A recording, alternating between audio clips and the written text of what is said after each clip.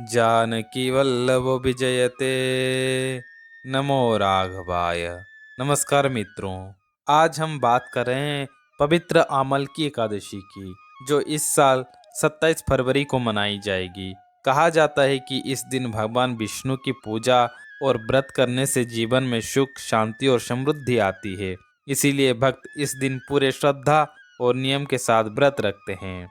अब जानते हैं इस व्रत का सही समय। 27 फरवरी प्रातःकाल 12:33 से एकादशी तिथि की शुरुआत है और 27 फरवरी रात्रि 10:32 को एकादशी समाप्त होंगे। दोपहर 12:11 से 12:57 तक अभिजित मुहूर्त है। इस समय भगवान विष्णु की पूजा करना बहुत शुभ माना जाता है। फिर 28 फरवरी प्रातःकाल 6:40 से 9:06 तक व्रत का पारण का समय है। अब आइए इस एकादशी की कथा सुनते हैं, जो पद्म पुराण में वर्णित हैं। तो चलिए शुरू करते हैं। उससे पहले वीडियो को लाइक जरूर कर दीजिए और चैनल को सब्सक्राइब करना मत भूलिए। बात उस समय की है जब राजा मांधाता एक दिन महर्षि वशिष्ठ के पास पहुँचे। राजा मांधाता, जो खुद बड़े धर्मात्मा थे, उन्होंने गुरु वशिष्ठ के चरण छुए और विनम्रता से पूछा, गुरुदेव, क्या आप मुझे कोई ऐसा व्रत बता सकते हैं जिससे मेरा और मेरी प्रजा का कल्याण हो? कोई ऐसा व्रत जो पापों को नष्ट करे और मोक्ष का रास्ता खोले। महर्षि वशिष्ठ मुस्कुराए और बोले, राजन, तुमने बहुत ही सुंदर प्रश्न किया। मैं तुम्हें आमल की एकादशी के व्रत की कथा सुनाता हूँ। यह सभी व्रतों में श्रेष्ठ है। इस एक व्रत का फल 1000 गोदान के बराबर होता है और इसके प्रभाव से बड़ा पाप भी जलकर राख हो जाता है। और फिर महर्षि वशिष्ठ ने कथा सुनानी शुरू की। बहुत समय पहले की बात है। एक नगर था वैदेश नाम का। अब इस नगर की खासियत ये थी कि यहाँ चारों वर्ण के लोग रहते थे, ब्राह्मण, क्षत्रिय, वैश्य और शूद्र, और सब मिलजुल कर खुशी से रहते थे। सुबह शाम वेदों की ध्वनि गूंजती थी। कोई दुखी नहीं, कोई दरिद्र नहीं, न कोई पापी, न कोई नास्तिक। इस नगर के राजा थे चैत्ररथ, जिन्हें चित्रभानु भी कहा जाता था। चंद्रवंश के इस राजा में विद्वता भी थी, धर्म भी था और प्रजा के प्रति अपार प्रेम भी। और सबसे बड़ी बात, इस पूरे नगर में बूढ़े हो, जवान हो या बच्चे, सब एकादशी का व्रत रखते थे। भगवान विष्णु की भक्ति यहाँ के घर घर में बसी थी। एक बार फाल्गुन शुक्ल एकादशी आई, यानी आमल की एकादशी। पूरे नगर में उत्सव जैसा माहौल था। राजा और प्रजा सब ने व्रत लिया। मंदिर में पूर्ण कलश स्थापित किया गया। धूप, दीप, नैवेद्य से आंवले के पेड़ की पूजा की गई। राजा चैत्ररथ खुद हाथ जोड़कर खड़े हुए और आंवले के वृक्ष की स्तुति की। हे धात्री, तुम साक्षात ब्रह्मा स्वरूप हो। ब्रह्मा जी ने तुम्हें उत्पन्न किया। तुम पापों का नाश करने वाली हो। मेरा अर्घ्य स्वीकार करो। मेरे समस्त पापों को नष्ट करो। फिर रात भर भजन कीर्तन हुआ, विष्णु कथा हुई। किसी ने आंख नहीं झपकाई, सबने जागरण किया। उसी रात एक बहेलिया, यानी एक शिकारी, उस मंदिर में आकर बैठ गया। यह आदमी पापी था, दुराचारी था, रोज जीव हत्या करता था और उसी से अपने परिवार का पेट पालता था। उस रात वो भूखा प्यासा था, थका हुआ था। मंदिर के एक कोने में चुपचाप बैठ गया। लेकिन वहाँ जो हो रहा था, विष्णु जी की कथा, एकादशी का महात्म्य, वो सब सुनता रहा। और जैसे सब जागते रहे, वो भी जागता रहा पूरी रात। उसने व्रत नहीं रखा था, पूजा नहीं की थी, न उसका इरादा था वहाँ भक्ति करने का। लेकिन उस रात भगवान की कथा उसके कानों में पड़ी और पूरी रात जागरण हुआ। सुबह होते ही सब अपने घर चले गए। वो भी उठा, कुछ खाया और घर लौट गया। कुछ समय बाद उस बहेलिये की मृत्यु हो गई। अब सोचिए दोस्तों, उसने जानबूझकर कोई व्रत नहीं किया, कोई पूजा नहीं की, बस उस रात भगवान की कथा सुनी और अनजाने में जागरण हो गया। लेकिन यही उसके जीवन को बदल गया। उस बहेलिये ने अगला जन्म लिया राजा चैत्ररथ के घर राजकुमार वशुरथ के रूप में।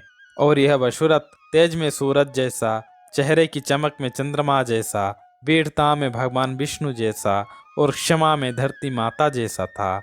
10,000 गांव का स्वामी बना। चतुरंगिणी सेना उसके पास थी। धन धान्य की कोई कमी नहीं।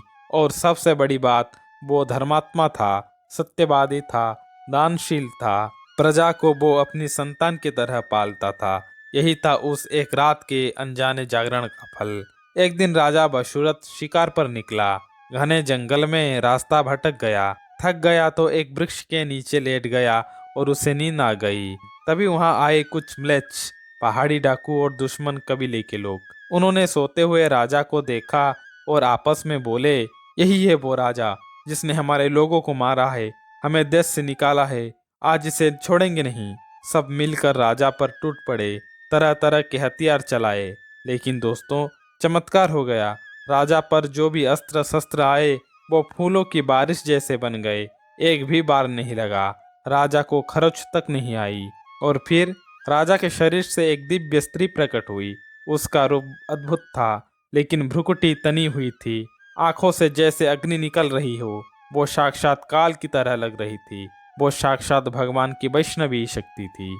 उसने पल भर में उन सभी म्लेच्छों का संहार किया और जैसे प्रकट हुई थी वैसे ही अंतर्ध्यान हो गई। राजा की नींद खुली। चारों तरफ म्लेच्छों की शव पड़े थे। राजा हैरान था। बोला, यह क्या हुआ? इन्हें किसने मारा? इस घने जंगल में मेरा हितैषी कौन है?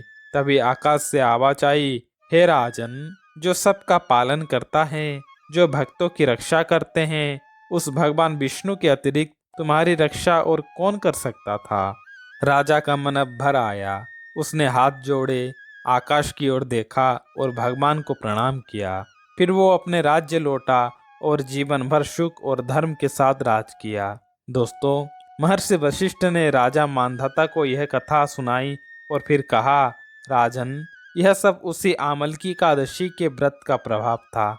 एक पापी बहेलिये ने बिना जाने समझे उस रात कथा सुनी और जागरण किया, और उसका अगला जन्म राजकुल में हुआ और भगवान विष्णु ने खुद उसकी रक्षा की।